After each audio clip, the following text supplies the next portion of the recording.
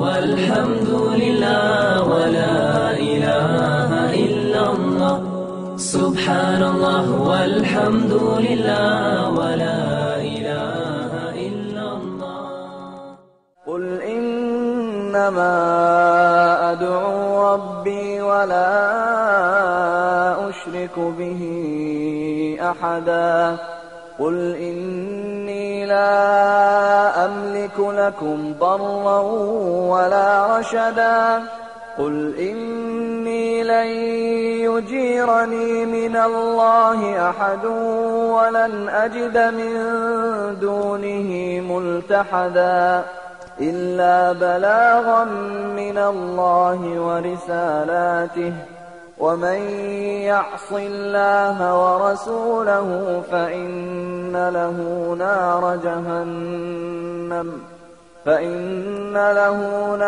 جهنم خالدين فيها أبدا.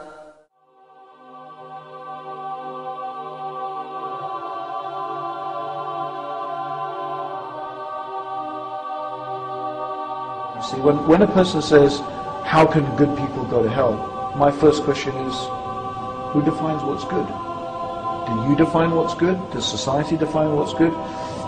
From our position, we would say that the only one who has the right to define what is good is God.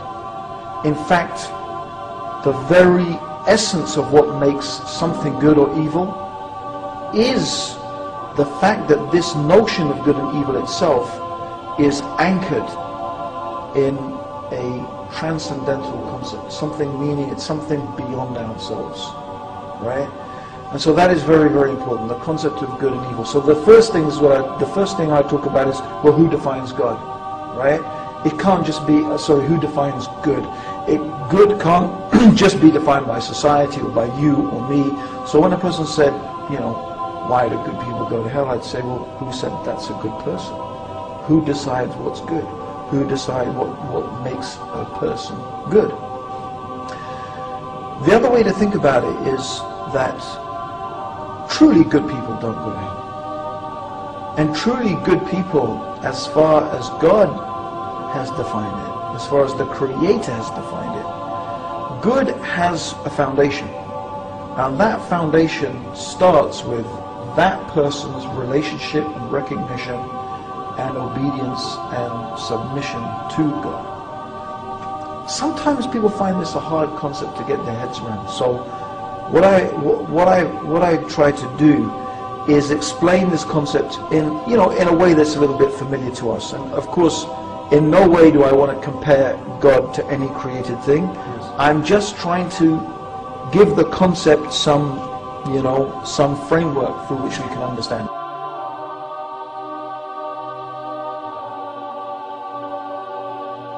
I want you to imagine, right, Eddie, you're a sort of journalist, right?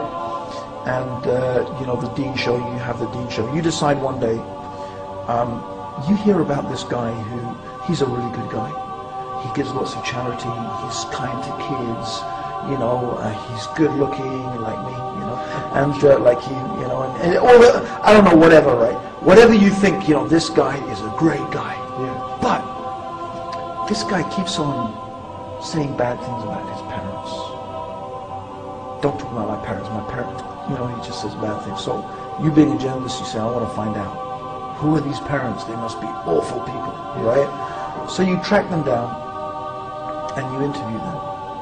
And you find out that they're the sweetest, nicest, kindest people. They gave everything to their son. Everything to educate him. They lived in poverty so that he could, whatever you think, but they gave everything. They never did anything bad to him, right? Now what do you think of this guy? He's a creep. Yeah.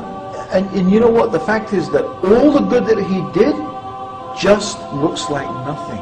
It's starting to go out the window. Yeah, because you say, I can't ever think of a person who would treat his parents like that as being good. It doesn't matter what he does for the whole of humanity. But if he can't treat his parents properly, how can we look at him as good? Because there are some things that are so bad, so good that you do. And that's how we should look at a person who denies God, who abuses God, who considers something in the creation to be equal with God, this is so insulting and so abusive and so denying the reality of God. And in reality, God has more right to be loved, more right to be worshipped, more right to be respected than even your own parents. I mean, God gave you your parents, right? So this really emphasizes the point that you can do something that is so bad that it outweighs all the good you can do. And that is what shirk, or making partners, or making equals, denying God, denying God's prophets, denying His religion, turning away from God. In the eyes of God, it is so bad that whatever you do outweighs the evil of making partners with God, of denying God, outweighs whatever good you can do.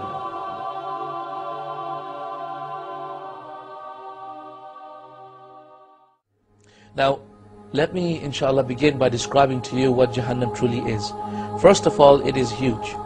As Rasulullah ﷺ described, it is so huge that it has 70,000 rings. On each ring is a rope, and on each rope is 70,000 angels, as a way of describing to us how huge Jahannam really is, and how great they are, the angels are to actually pull, and how great Jahannam really is for it to require so many angels to actually pull it.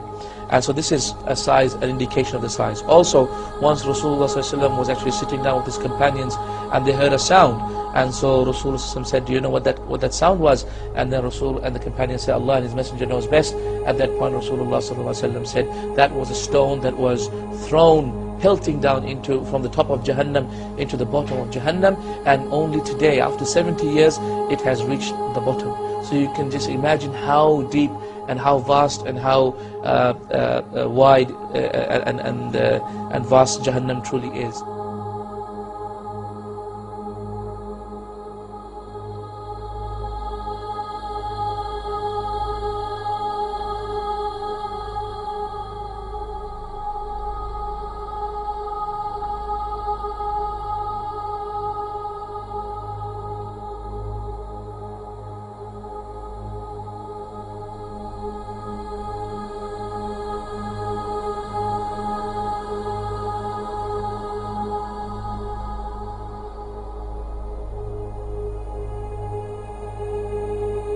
Also, we find that Rasulullah ﷺ had also described to us that the disbelievers in Jahannam will be made huge, meaning the bodies will be actually expanded. And the reason for that is so that they actually increase in their punishment.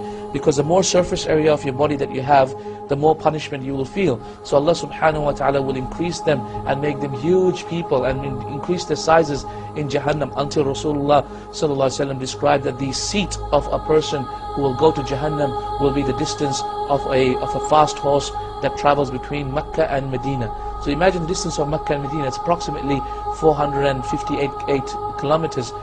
This is the distance that will be the seat of a person in Jahannam. Also, Rasulullah described the size of the shoulders of a person who will go to Jahannam, from one shoulder to the other shoulder, and he said that the distance is the travel of a fast horse for 3 days travel. Also, we find that Rasulullah said in another authentic hadith, and these are primarily in Bukhari and Muslim, the hadith. And subhanAllah, if you just read Bukhari and Muslim regarding the description of Jahannam and the Quran, you will find a tremendous example and description of Jahannam in there. And we find that Rasulullah said that the molar tooth of a disbeliever in Jahannam will be the size of the mountain of Uhud. Will be the size of the mountain of Uhud. And brothers, the mountain of Uhud is not a small mountain.